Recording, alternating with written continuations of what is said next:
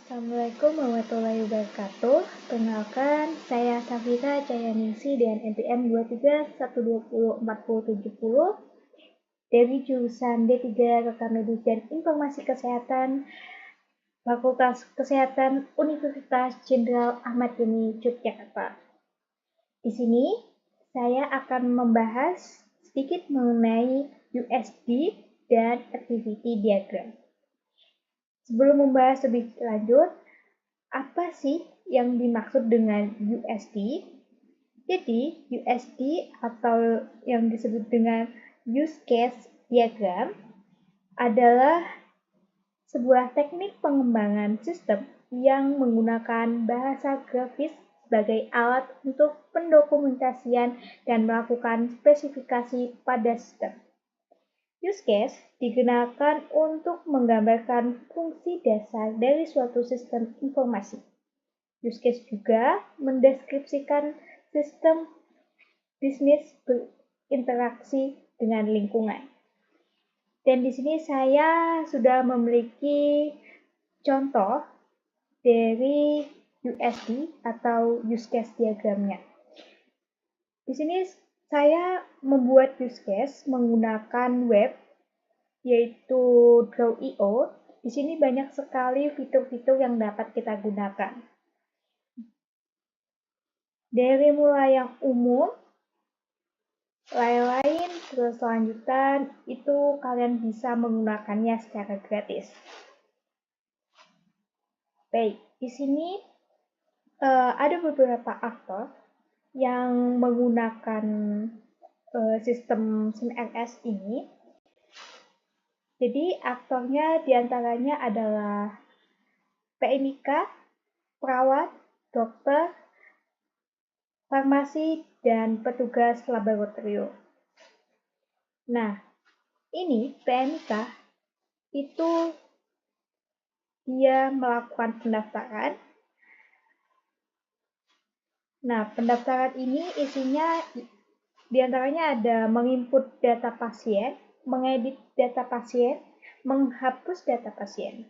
Nah, sebelum melakukan pendaftaran, PMIK akan login dengan user dan password dari petugas PMIK tersebut.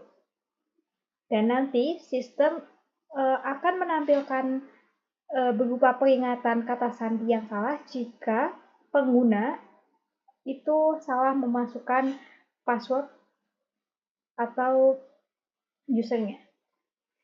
Yang kedua ada aktor berupa perawat, di mana dia melakukan perencanaan tindakan keperawatan dan juga pemeriksaan fisik. Nah, pemeriksaan fisik ini diantaranya ada berat badan, tinggi badan, tekanan darah, dan kadar gula darah. Sama halnya dengan PMIK, nanti petugas perawat akan login terlebih dahulu jika ingin menggunakan SIM-RS. Nah, perawat ini juga tugasnya menginput hasil dari perencanaan tindakannya dan pemeriksaan fisiknya. Selanjutnya ada pengguna atau aktor berupa dokter, di mana dia juga melakukan pemeriksaan fisik, diagnosis penyakit, dan meresepkan obat. Sama halnya seperti PMIK dan perawat, dokter juga akan login terlebih dahulu, lalu menginputkan hasil dari pemeriksaan fisik pasien beserta diagnosis penyakitnya, serta meresepkan obatnya. Selanjutnya ada aktor berupa farmasi atau petugas farmasi, di mana dia ini akan login terlebih dahulu dan memasukkan obat sesuai dengan resep dokter. Jadi nanti ketika pasien ini datang ke petugas farmasi, itu kan biasanya mengasihkan resep obat yang dari dokter, terus nanti farmasi akan menginputkan nama atau mungkin kode dari obat tersebut. Dan terakhir ada petugas laboratorium. Nah, petugas laboratorium ini akan login terlebih dahulu dan menginputkan hasil analisis sampel biologis pasien. Jadi nanti ketika petugas laboratorium ini sudah menerima sampel, nanti mereka akan memeriksa sampel tersebut dan menginputkan hasil sampel tersebut. Dan itu dia adalah salah satu contoh USD atau use case diagram. Selanjutnya saya akan menerangkan tentang activity diagram. Nah, activity diagram ini adalah salah satu diagram dalam UML atau Unified Modeling Language yang digunakan untuk memodelkan alur aktivitas atau proses bisnis dalam sistem. Diagram ini menggambarkan urutan aktivitas atau kegiatan, keputusan, dan alur kerja atau workflow baik dari sistem maupun pengguna. Dan di sini saya juga sudah memiliki contoh berupa activity diagram.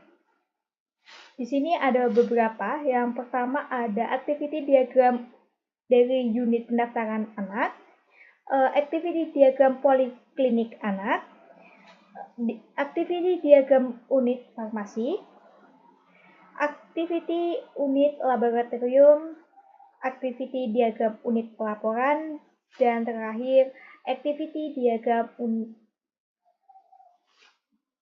unit administrasi.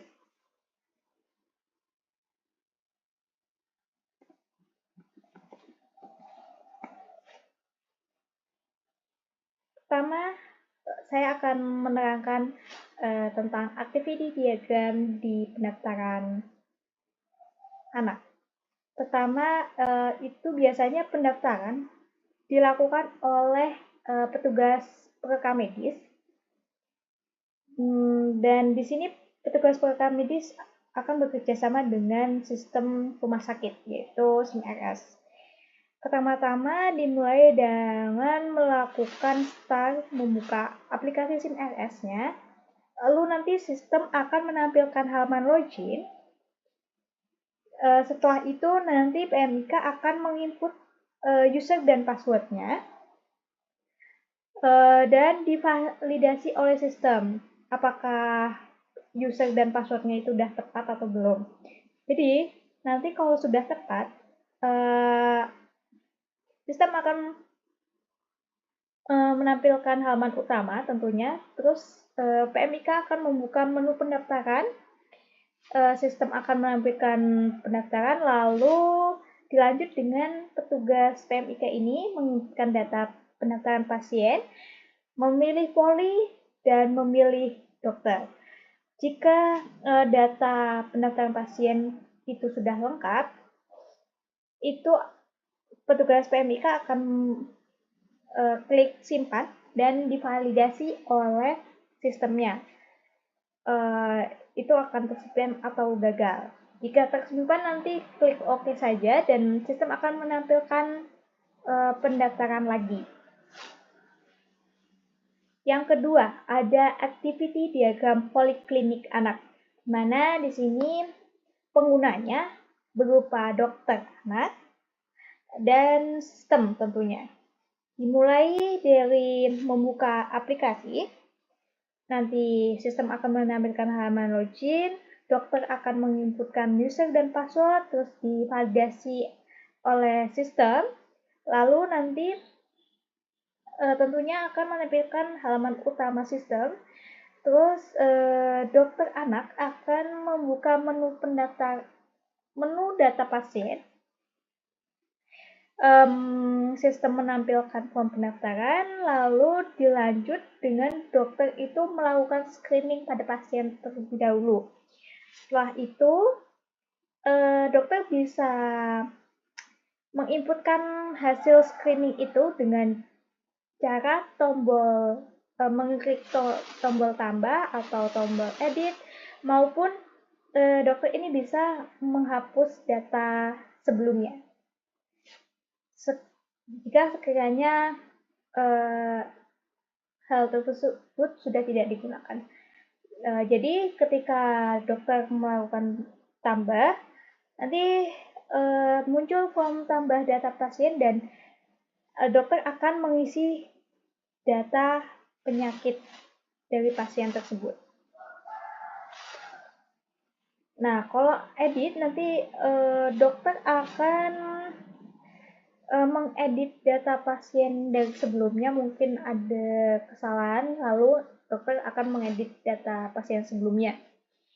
Setelah itu nanti sistem akan mengupdate data berhasil atau tidaknya. Kalau berhasil, maka dokter tersebut akan mengklik OK saja. Dan berakhir dengan sistem menampilkan form data pasien yang telah diupdate. Selanjutnya ada dari unit farmasi.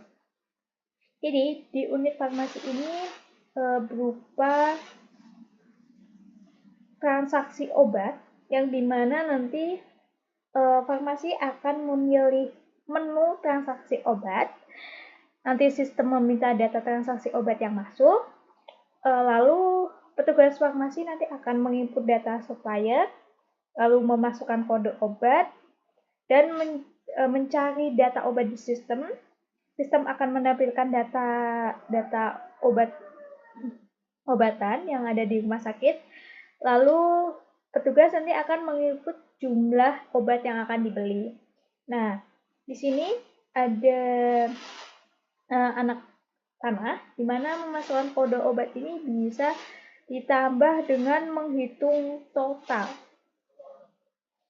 Selanjutnya, setelah menghitung total, petugas akan menginput jumlah yang harus dibayarkan.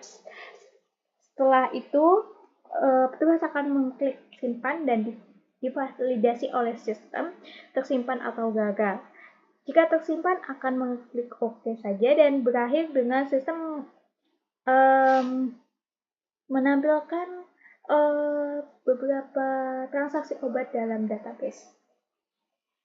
Selanjutnya ada activity diagram unit laboratorium, di mana penggunanya juga berupa petugas yang ada di laboratorium dan tentunya ada sistem.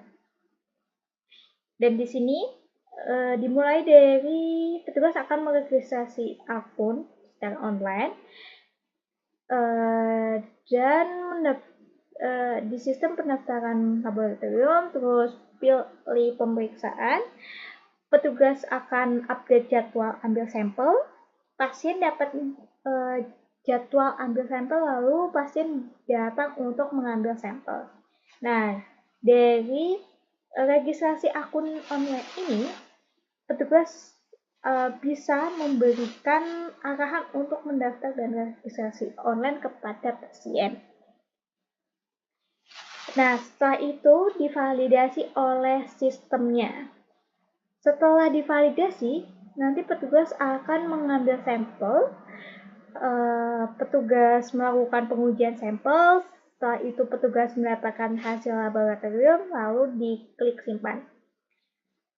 Setelah itu divalidasi oleh sistemnya tentu saja. Terus kalau tersimpan, petugas laboratorium akan mengklik OK saja.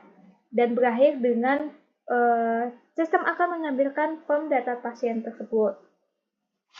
Setelah itu, petugas akan mencetak hasil laboratorium dan total pembayaran. Dengan pasien datang dan melakukan pembayaran, serta pasien menerima hasil laboratorium, dengan berakhir, petugas akan mengupdate status selesai dan hasil sudah diambil. Di sini juga petugas bisa menyampaikan kepada pasien untuk pulang terlebih dahulu atau menunggu pemberitahuan selanjutnya dan melihat status terkini. Lalu di sini ada activity diagram unit pelaporan. Jadi di sini penggunanya ada perawat ruangan, PMIK, dan kepala rekam medis. Jadi ini adalah activity diagram unit pelaporan bagian sensus harian rawat inap. Jadi ada 3 pengguna di sini, perawat ruangan, PMIK, dan tentunya kepala rekam medis. Dimulai dari perawat ruangan ini akan login, terus sistem akan menampilkan halaman utama, lalu nanti akan perawat ruangan ini menginput data, terus menginput data sensus harian rawat inap ruangan, dan tampilan data pasien ruangan. Sama halnya dengan PMIK, nanti dia akan login, terus sistem akan menampilkan halaman utama, lalu input data, sistem akan menampilkan data pasien ruangan. Selanjutnya nanti PMIK akan mengelola rekapitulasi sensus harian rawat inap dengan habis itu dilanjut dengan sistem mencetak hasil laporan rekapitulasi sensus harian rawat inap. Nah, hasil laporan rekapitulasi ini akan berakhir di kepala rekam medis. Dan diakhiri dengan hasil laporan rekapitulasi sensus harian rawat inap diberikan oleh kepala rekam medis. Oke, yang terakhir ada diagram activity dari unit administrasi atau mungkin disebut dengan pembayaran. Di sini tentunya ada 2 juga. Yang pertama ada petugas administrasi dan sistem, di mana nanti petugas administrasi akan membuka SIM SS, lalu sistem akan mengelola menu jenis pembayaran,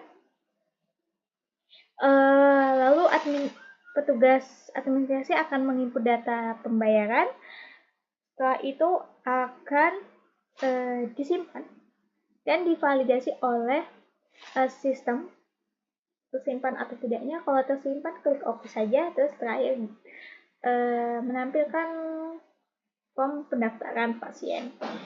Jadi itu dia contoh dari activity diagram dan USD atau use case diagram. Kurang lebihnya saya mohon maaf. Wassalamualaikum warahmatullahi wabarakatuh.